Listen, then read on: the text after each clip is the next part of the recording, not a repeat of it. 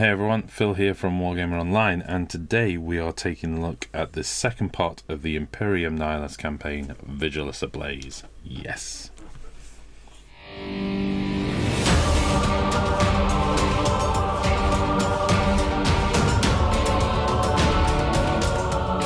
Okay, without further ado, let's get straight into the book. I'm just going to take a quick look at the contents. Great artwork throughout this book, by the way.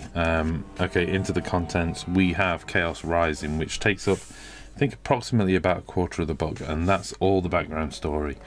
So it's broken up into chapters, each one describing an important part of the story itself. So Doom from the Skies, for instance, talks about essentially where the Imperium forces are, you know, pretty much finally succeeded. They're very, very happy about things.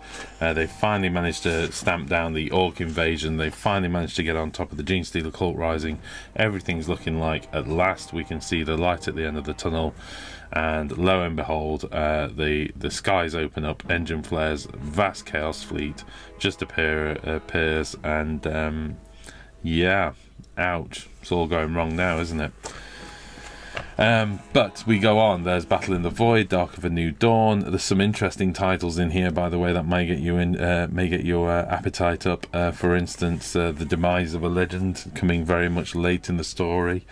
Not going to get too much into that, but essentially, the whole plot line is leading towards Calgar and Abaddon. Kind of eventually, they know they've got to face off against each other.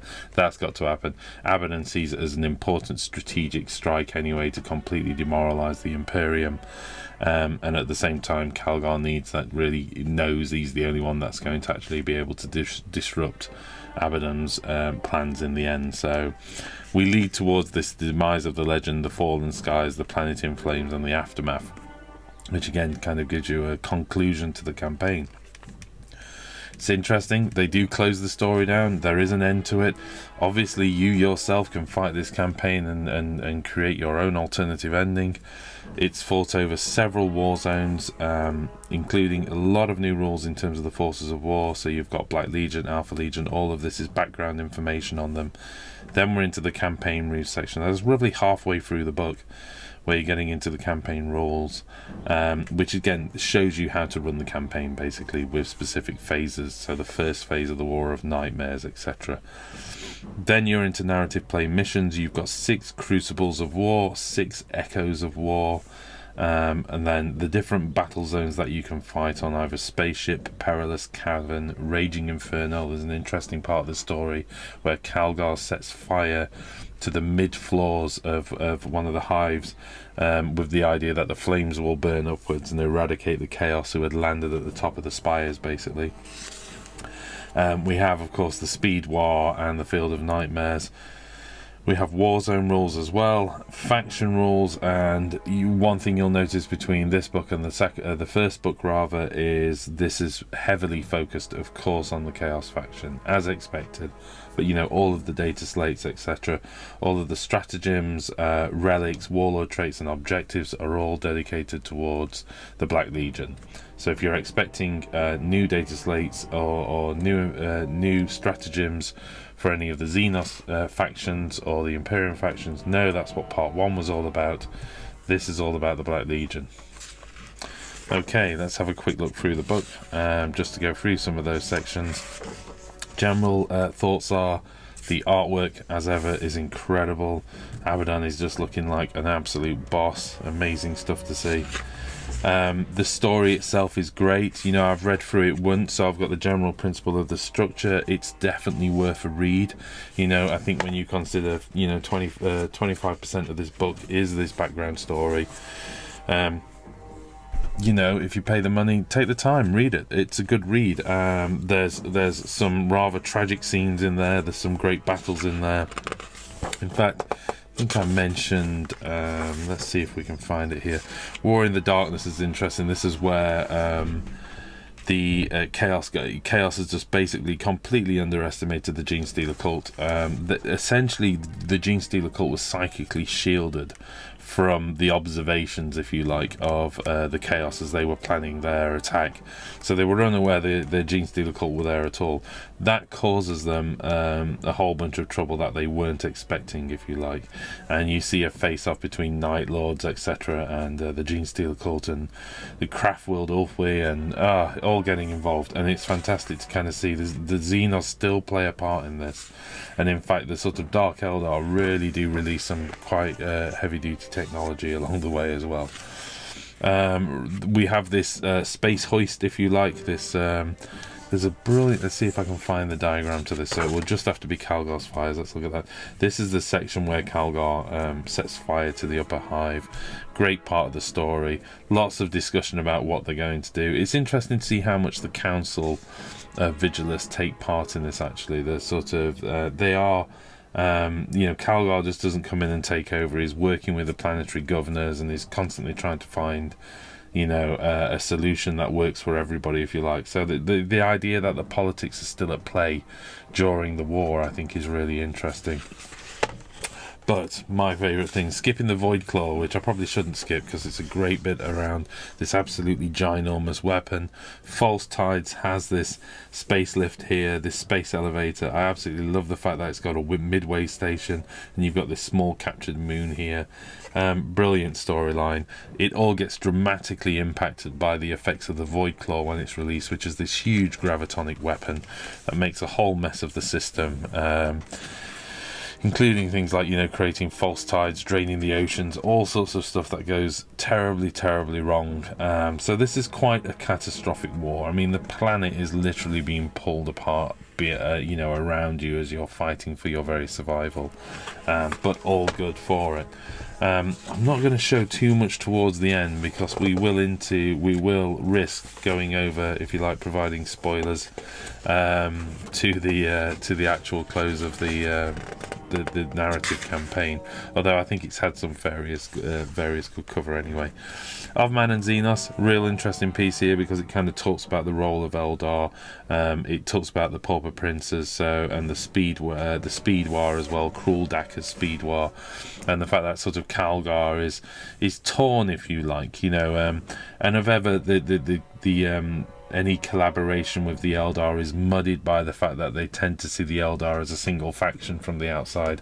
But of course the Dark Eldar will come in and make an absolute mess of one. There's a great part in this scene here that says, you know, they're debating, no one will raise the opportunity of allying with the Eldar, particularly sort of when the blood of, you know, fallen extremist guard are still you know, still splashed on the floor where they're having the debate from the last time the Dark Eldar, if you like, you know, gained access to the room. In fact, actually, I think it was actually with the Samhain. So yes, it was the Samhain, in fact, in that room. So you've got all of this confusion, you know, Calgar, and you even actually have stories of the Imperial forces actually cutting deals with the Orcs against the Chaos, you know, and of course only for the Orcs to, you know, turn on you at the end of it and have to make, you know, as soon as they finish buttering the Chaos, turning on their allies. So you feel quite torn for the Imperial factions in this. They need allies, they need help, and in some cases they do get it, in some cases they get it and it backfires on them, and in some cases it all works out. I like that because I think both within the missions and both within players there's an opportunity for you to kind of draw deals, fight together, represent those rather risky alliances on the battlefield as well. But a good section for me, but I'm a Xenos player, so what do you expect? Right, okay, let's not get into things like the demise of a legend.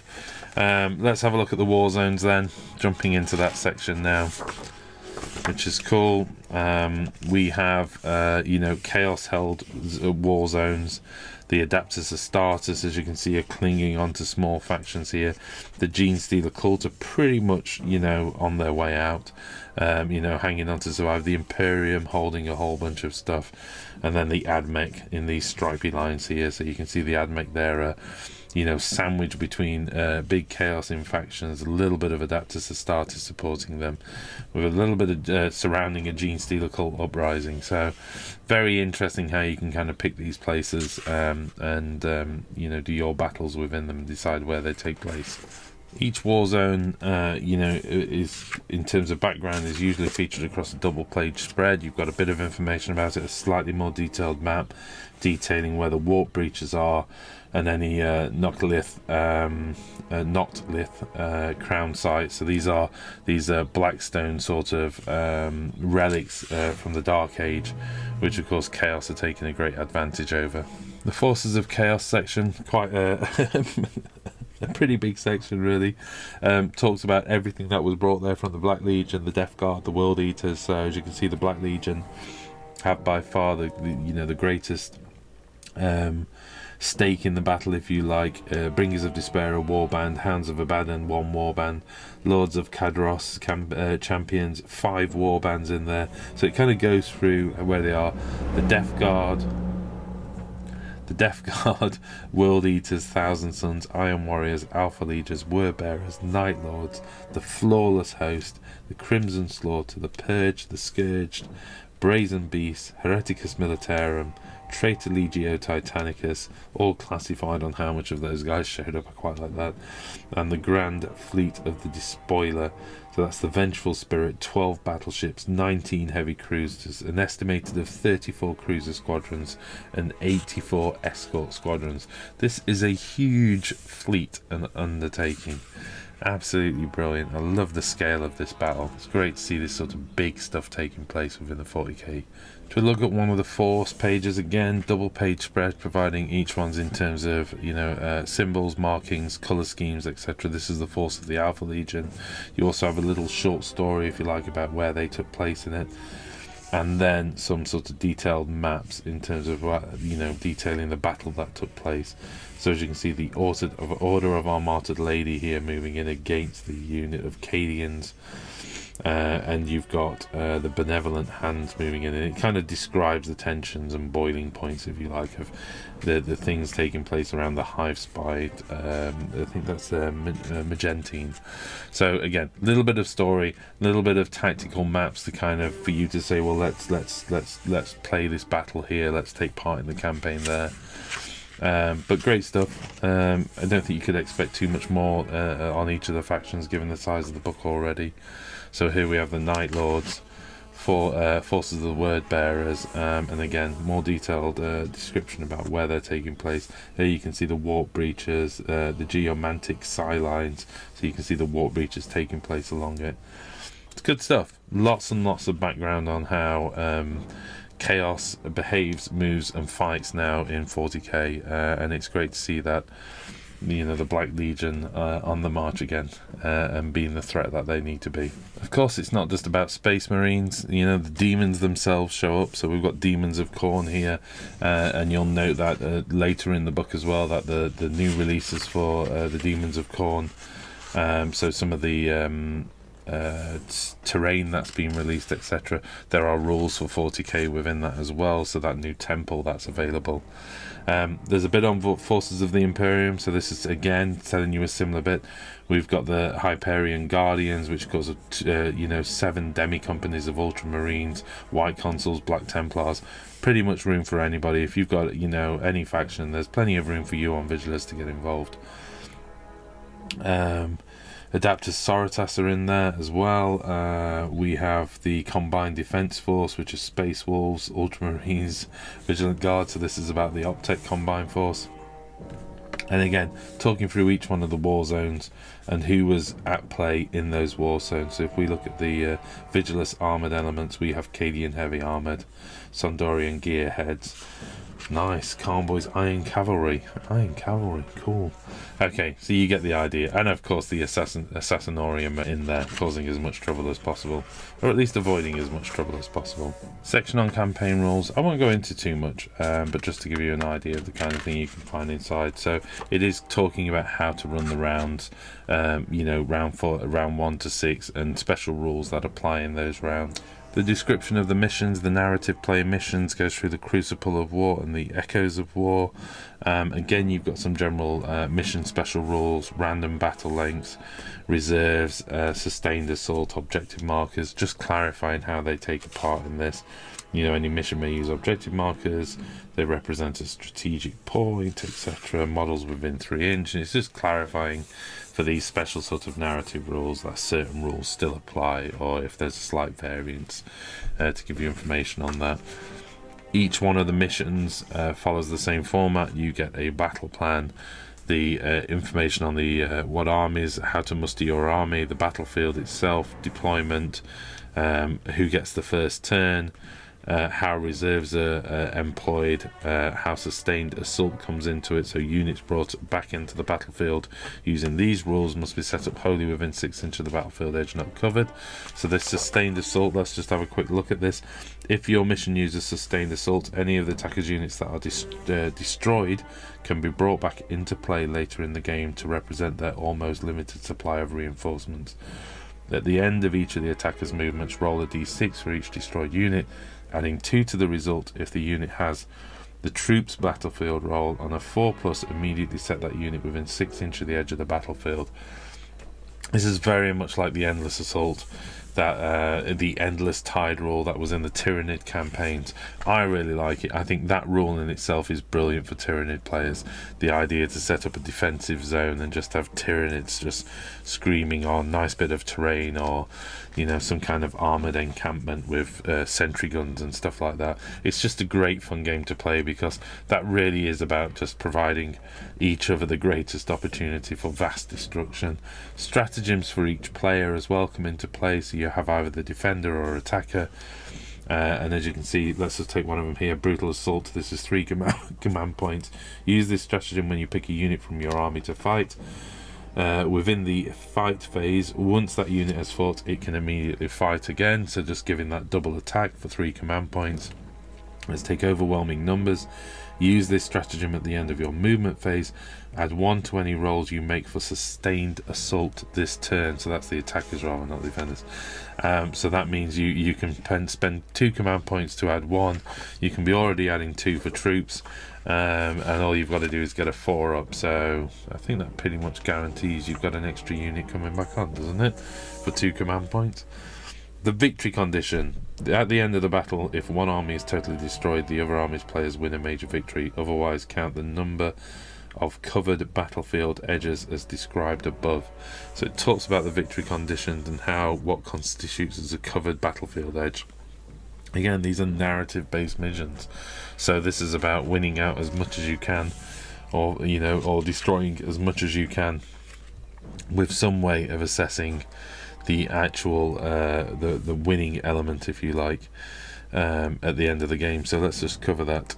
If a battlefield edge is covered, if 2 or more of the defender's units are within 6 inches of that edge, and none of the attacker units are within 6 inches of that edge. So there is a mission to kind of push out to get units within 6 inches of the edge, and then you count up at the end of it. Good stuff. Okay, I'm not going to go through all of the missions, it's not fair on Games Workshop. No doubt you will have lots of fun doing them yourself. I love seeing how the Raging Inferno is represented in terms of the battlefield, because now we're actually seeing vertical rules take place. So for instance, at the start of the second battle round, the top level of the battlefield catches fire. Units with the flyer battlefield roll, and any units even partially within the top level suffer D3 mortal wounds. At the start of the third round, the middle there catches fire, and again we're seeing mortal wounds being dished out, but it gets more extreme. Units with the flyer battlefield roll, and any units even partially within the top level now suffer D6 mortal wounds, and the second level is D3 mortal wounds. Then into the fourth battle round, it gets even worse. So by the time you're down here, you're in D3 mortal wounds, D6 mortal wounds, 2d6 mortal wounds. So it's really not a good idea. The fact that you're having to come down to ground level and avoid this sort of slowly creeping down fire. At the beginning of each subsequent battle round, apply the effects described for the fourth battle round. So you just keep going till the end of the game. Smoking ruins. A model is not visible to another model if a straight line is drawn from the center of the base to the center of the other model bases, passes across any terrain unless both models are at least partially within or on that terrain. So as soon as you're crossing across here, shooting across here, essentially you're getting cover.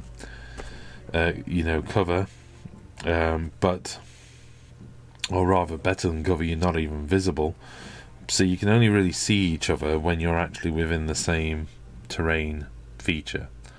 So very, very close quarter fighting, relying on a lot of maneuverability, constantly feeling pressure to come down to avoid the smoking ruins, if you like.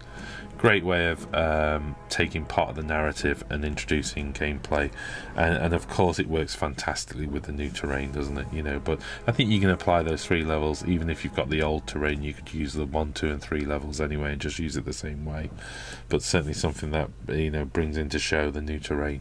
Armies of Chaos, I'm not going to go through the individual data slates, don't really have time in today's video anyway. This is just a quick overview of the book, but needless to say, they're all covered in there. Abaddon is in there. You know, you have everything in there in terms of psychic powers, relics, warlord traits, etc. That's a, you know, decent section of the book.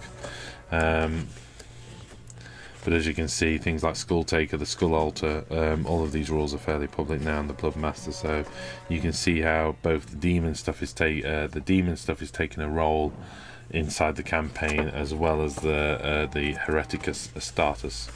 Okay. We are into then pretty much the last section. So this is talking about, you know, the Bringers of Despair. We're seeing, you know, battalions, if you like, lists. So you're getting command points such as this stratagem: when choosing your army, pick a Black Legion detachment from your army to be a Bringer of Despair specialist detachment. Black Legion Terminator units in this detachment gain the Bringer of Despair keyword. What do you get from that? You use this stratagem, so this is brutal subjugation. Use this stratagem at the start of the fight phase. Pick a Bringer of Despair unit in your army. Each enemy model slain by this unit in the phase counts as 2 models in subsequent morale phase. Very, very powerful, including some cool little relics as well. The Foe Cleaver here, which is, you know, +3 strength, -2 AP, D3 damage, and you add 1 to hit rolls for attacks made with a weapon that target Imperium units. I like the Foe Cleaver, very cool weapon. Okay, I think that pretty much gets us to the back, really. Impression, well, it's a hell of a book. It's huge. There's a lot going off in it. It's as good as the first part, and there's some incredible, brilliant narrative to advance the 40k timeline. For me, this is an awesome book, and we are going to be playing the campaign, so thumbs up. Hope you enjoy it yourselves.